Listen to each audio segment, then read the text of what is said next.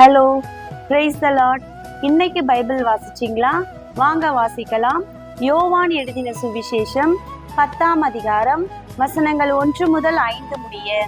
மெய்யாகவே மெய்யாகவே நான் உங்களுக்கு சொல்லுகிறேன், ஆட்டு தொழுவத்துக்குள் வாசல் வழியாய் பிரவேசியாமல் வேறு வழியாய் ஏறுகிறவன் கள்ளனும் கொலைக்காரனுமாய் இருக்கிறான். வாசல் வழியாய் பிரவேசிக்கிறவனோ ஆடுகளின் மேய்ப்பனாய் இருக்கிறான். வாசலை காக்கிறவன் அவனுக்கு திறக்கிறான். ஆடுகளும் அவன் சத்தத்துக்கு செவி கொடுக்கிறது. அவன் தன்னுடைய ஆடுகளை பேர் சொல்லி கூப்பிட்டு அவைகளை வெளியே நடத்தி கொண்டு போகிறான். அவன் தன்னுடைய ஆடுகளை வெளியே விட்ட பின்பு அவைகளுக்கு முன்பாக நடந்து போகிறான். ஆடுகள் அவன் சத்தத்தை அறிந்திருக்கிறபடியினால் அவனுக்கு பின் செல்கிறது.